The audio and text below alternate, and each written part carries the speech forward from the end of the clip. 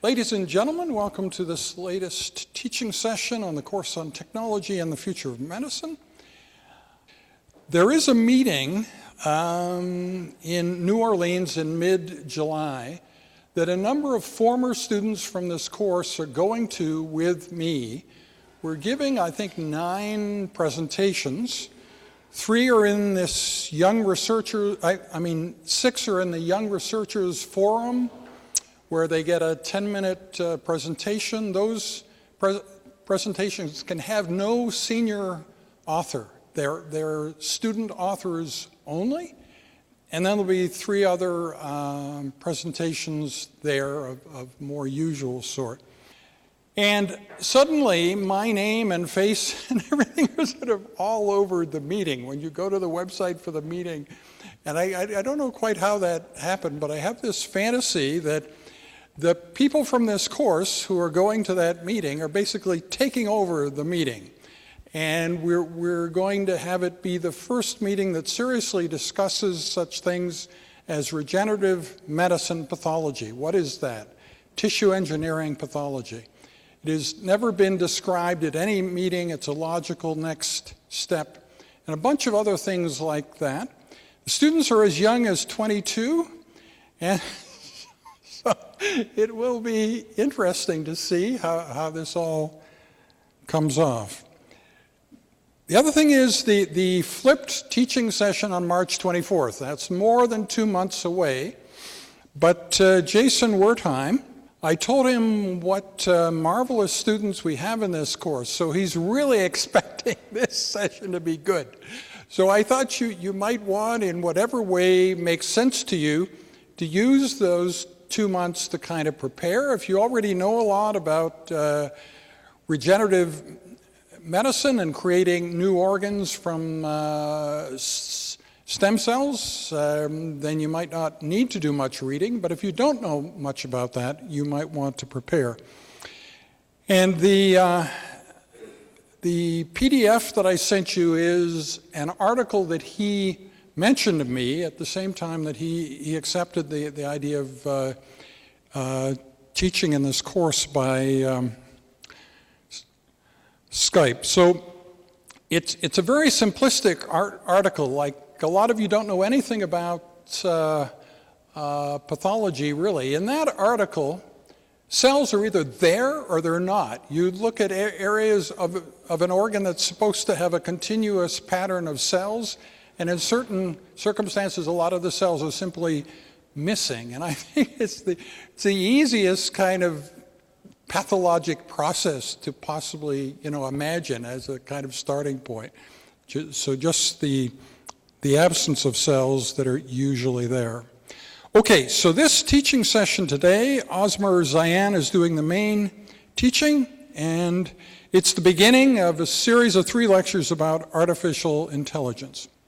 The objectives are to introduce you to the basic elements of AI, machine learning, and data mining, to introduce you to basic concepts of the influence of AI on the exponential future, including the concept of unfriendly AI and the technological singularity. You've heard that before.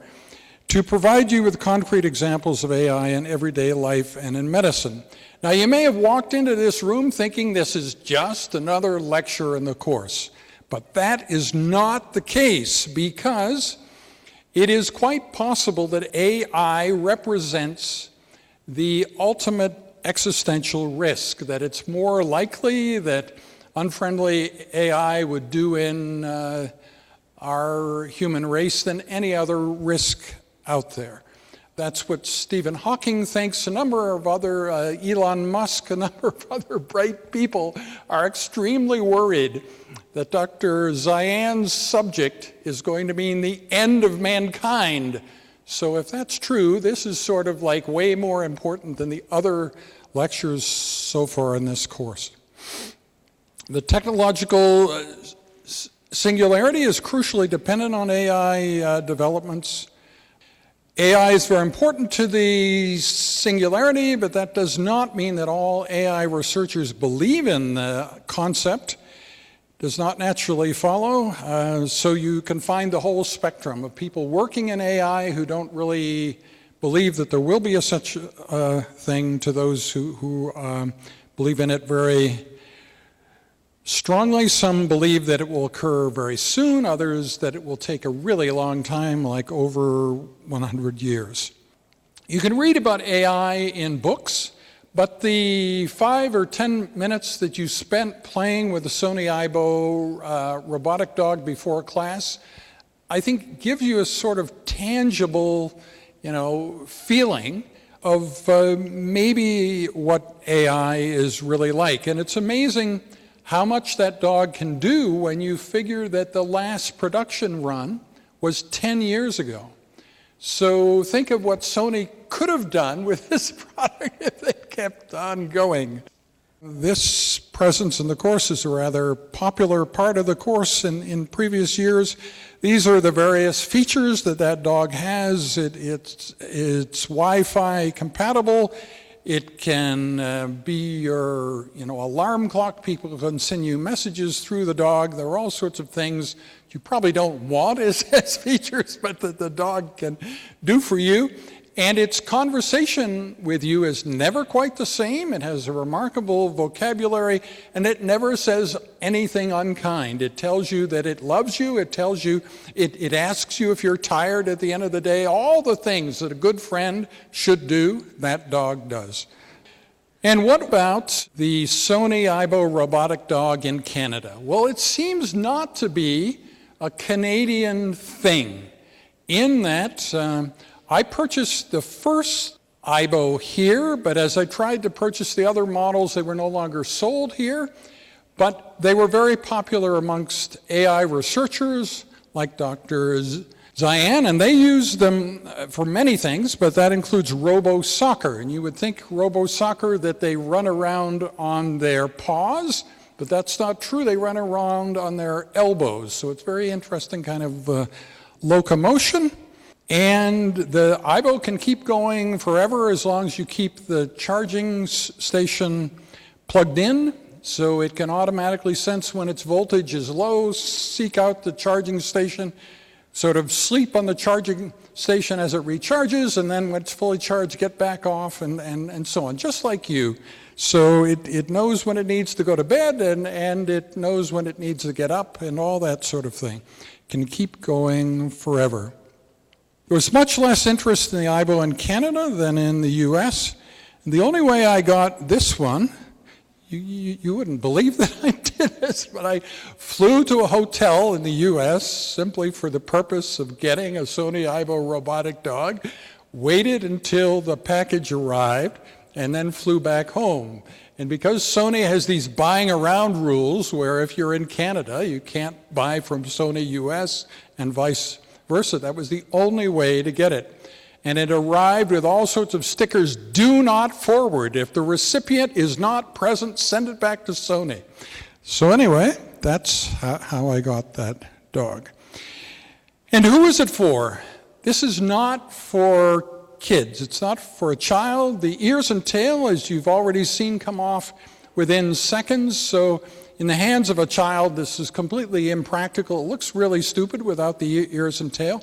So it's for you. It's for young adults, specifically for female young adults, for affluent young adults, to a certain extent for Asian young female.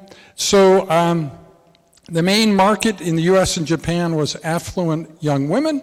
Even the men who bought them tended to buy them for the women in their lives. Asia will lead the way in the development of robots for consumers. As you probably know, robotics in the US is heavily organized around the military, saving wounded soldiers in battle with all sorts of clamshell-like robots and stuff like that. Whereas in Asia, there's a strong orientation around useful robots in the home and care of the elderly. So the first robots that really enter your life and are practical and helpful to you will probably have come from Asia. And it's good not to get confused. The classic AI movie, Blade Runner, is part of everybody's consciousness in this area.